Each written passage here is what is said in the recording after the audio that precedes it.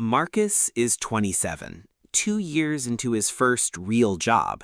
Decent salary, stable team, good company. But he keeps seeing it online. I switched jobs and got a 40% raise. Stayed loyal for 5 years, biggest mistake of my career. Job hopping is the only way to build real wealth in your 20s. So Marcus starts applying, gets an offer, 20% more than he's making now. He signs, feels like a genius. But 3 years later, Marcus is still doing the same thing, just at a different desk. And he's starting to wonder, was the jump actually worth it? That question, worth it or not, doesn't have a simple answer because the real math of job hopping is a lot more nuanced than the LinkedIn posts make it seem.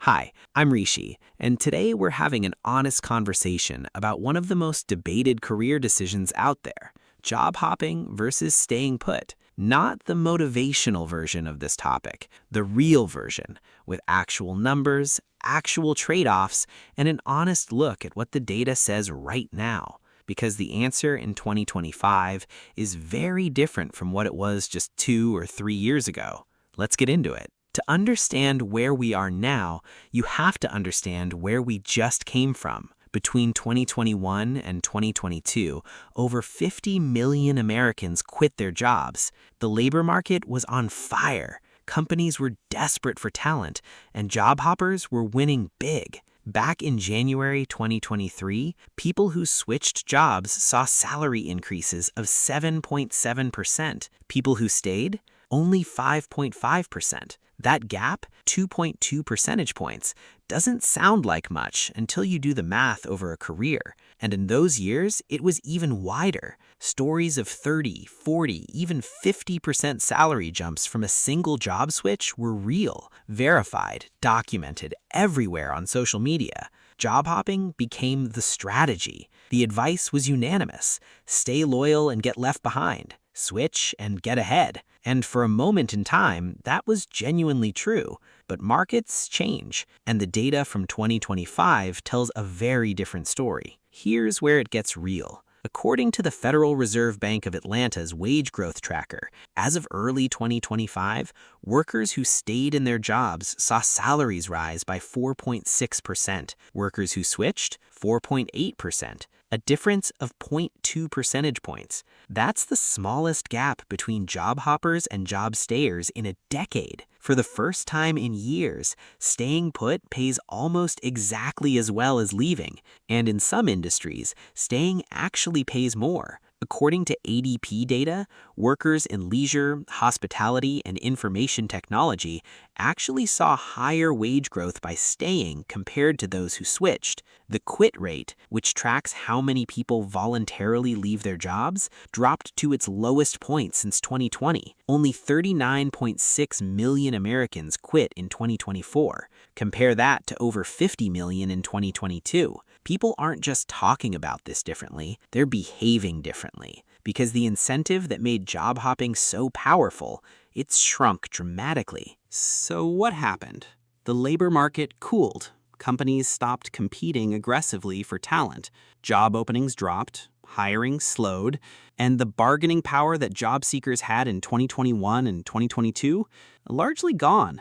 According to SHRM, the Society for Human Resource Management, the rate of U.S. job openings has fallen significantly from its pandemic peak.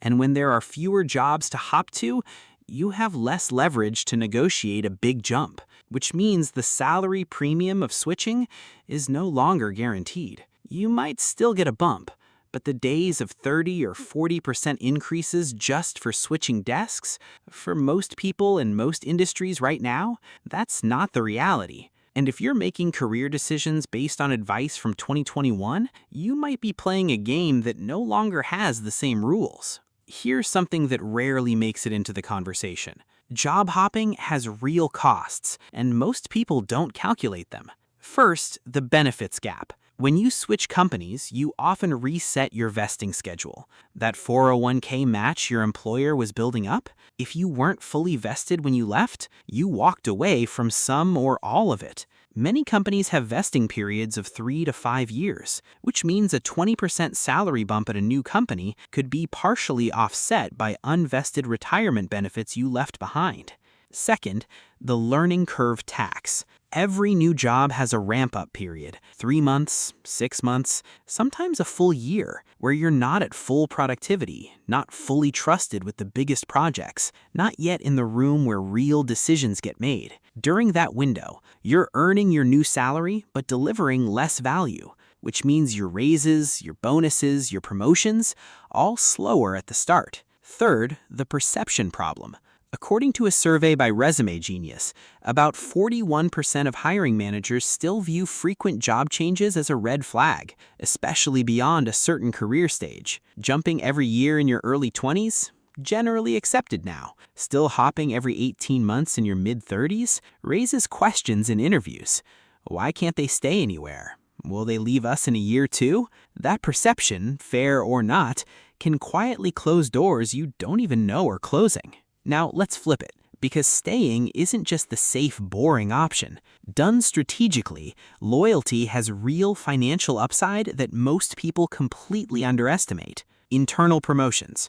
Companies often promote from within before going external, and internal promotions can carry salary bumps of 15 to 20% without the disruption of switching, without starting over on vesting, without a 6-month learning curve. Deep expertise. When you stay somewhere long enough to become genuinely indispensable, your value compounds. You know the systems, the people, the politics. You know what's coming before it arrives. That institutional knowledge is worth real money, and companies know it, which is why long-tenured employees often get tapped for leadership before their more mobile peers. Benefits accumulation. The longer you stay, the more vacation days, the more vested retirement contributions, the more institutional credibility. These don't show up in a salary comparison, but they're real compensation.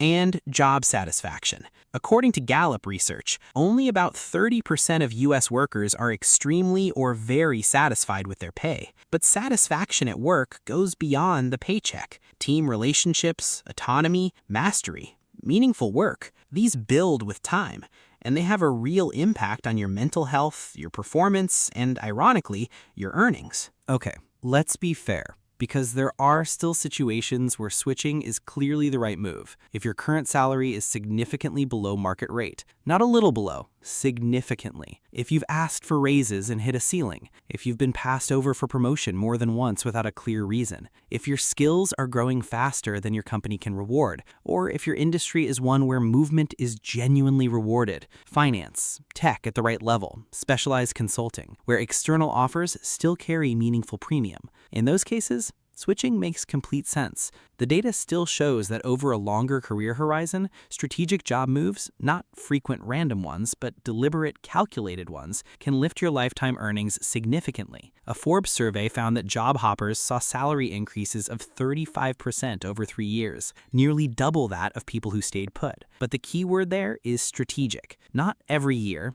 not for a 10% bump, not just because you're bored. Strategic.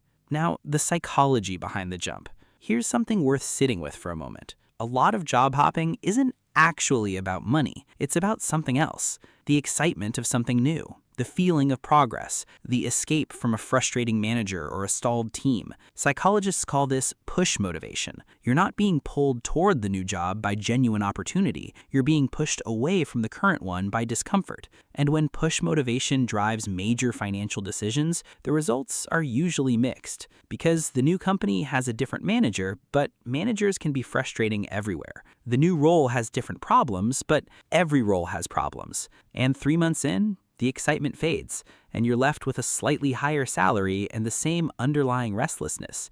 That cycle, hop, settle, get restless, hop again, looks like career growth on paper, but it can quietly prevent the depth of experience that actually builds long-term wealth and leadership. So what should you actually do? Here's the honest framework. Know your market value always. Not to leave, but to know. Get on LinkedIn, talk to recruiters, know what your skills are worth externally, because that information gives you power in your current role too.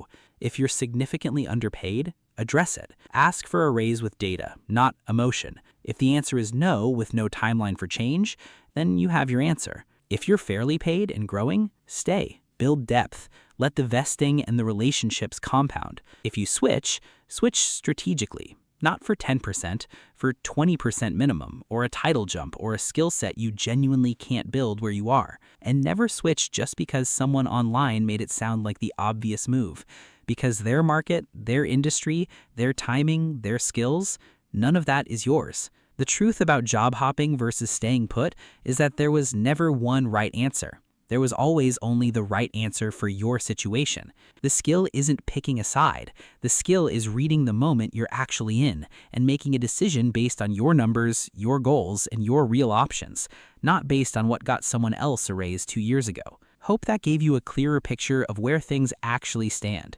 If it did, go ahead and hit subscribe. There's a lot more of this kind of honest breakdown coming your way. And if you haven't seen the video on 10 Japanese habits to build wealth secretly, that one's on the left. Some of those habits apply directly to how you think about your career too. Catch you in the next one.